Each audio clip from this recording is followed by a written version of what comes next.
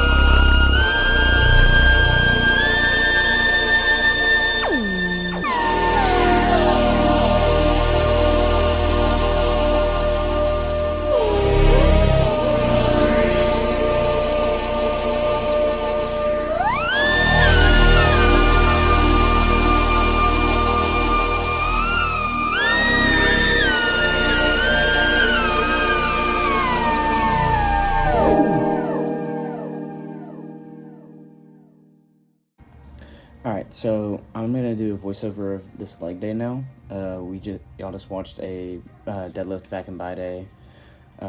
It's actually been a little bit since all these have been recorded. I'm just now editing it. I've been a little busy with school and stuff. I had a little twinge in my back from just a little over fatiguing myself, especially on the deadlift day where I only went to 405. That's the reason I kind of stayed around there and didn't go up anymore, because I was feeling a little uneasy about my back. So now I'm just gonna go through my leg day, and because this leg day was kind of intentional to keep stress off my back so I could still push my legs hard. without putting any type of unnecessary strain on my back. So I feel like this is useful information. So I started out just stretching, just nice little warm-ups, basically just getting everything loose so I don't risk injury in my legs, because that would be very bad. Then we go into belt squat, and not a lot of gyms have this equipment, but I think it's actually very useful, especially for like less strain on your back and also just more activation in your legs, especially with how this machine's set up. You don't really get like that little leverage bounce you get with barbell squat. It's like that constant tension, so it's actually very, very difficult. And you'll see that with my last set here, because I recorded my first and last sets for this lift. So I did 3 plates on each side for a nice first set. And as you can see, I mean, there's no strain on my back. All the belt is weighing down all on my legs. There's no type of back strain here, and it actually really helps just everything with the legs. And then on this last set here, this one was pretty rough because I decided to go up 50 more pounds, and then I realized that was a big mistake. So yeah, we got 2 reps, and then on this last rep here, I think I counted it to be like 10 or 12 seconds long. Yeah, that looks to be, let's see. Yeah, that's a very long rep. But yeah, basically that was very good activation for my legs and part of my posterior chain, my glutes and hamstrings especially, because there's no balance at the bottom. It's all concentrated. You're still forcing yourself out of that pocket.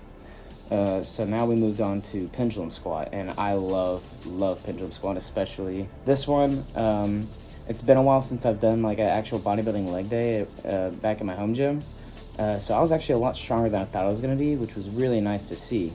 But besides that, my first set went really well because I was still getting used to that new strength I didn't know I had. So I threw on a plate, did around 8 or 10 reps. When I get 10 reps, I usually stop and up the weight because I don't want to go into like some muscle toning area. I'm trying to gain strength and build more new muscle, so I'm not really focused on toning muscle at this point. So then I moved up to 25 more pounds, and I got a nice little heavy set of 8 reps here. This way I can really just really fry the quads on this movement. I squat more narrow with my pendulum squat. That way I can really activate the quads and the glutes, because that's what I mainly use pendulum squat for, is just to build those quads up. And so then I went to do hamstring curls, but you can't really record that well with that because it looks a little weird. So then we have my favorite piece of leg equipment at my home gym. It's a plate-loaded quad extension with 3 places to put the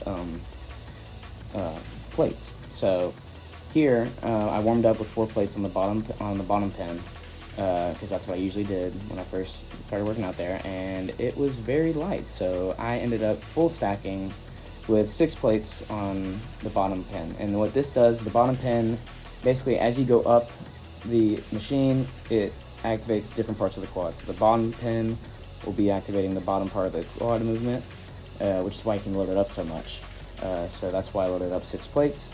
And then you'll see next here, after I am done with this set, I ended up loading 4 plates on the next set, because this set was a little more strenuous because it's in a different position. It's going to be in the middle of the quad movement, so it's going to be, you know what I'm trying to say. But basically, it's a little more fatiguing and a little more strain on the quads, so you're going to want to lower the weight just a little. So I brought it down just a little bit for this set, and it was actually pretty fatiguing. So once I moved up to this last set, I was down to 3 plates on the top pin, and that's where you're going to focus on the contraction.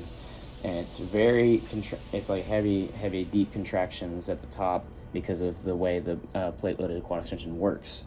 And then I had a fun little invention I did at the end of my quad extensions, where I ended up doing a drop set with 4 plates. So what that looked like is basically I had Sam help me out, where I would fail, and you put 2 plates on the middle pin. So there'd be 2 plates on the top, 2 plates in the middle, and then basically and then the next set, 4 plates in the middle, next set, 2 sets, 2 on the bottom, 2 in the middle, until I was done. And then this set was actually so fatiguing that I actually ended up being completely fried at the end of it, to where I actually didn't even finish the drop set because it was just so taxing.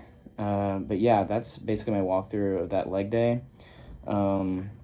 Just minimizing back strain, and now it's the next day we're in chest. Okay. Another thing. So since we're back at my home gym, there's a fat pad now available for bench press. So despite my slight little back twinge I have going on, I'm gonna try and go for something a little heavy on bench today for fun. Hopefully I do something good. And if I feel a twinge, I'll probably just start doing something else. So we'll see how that goes.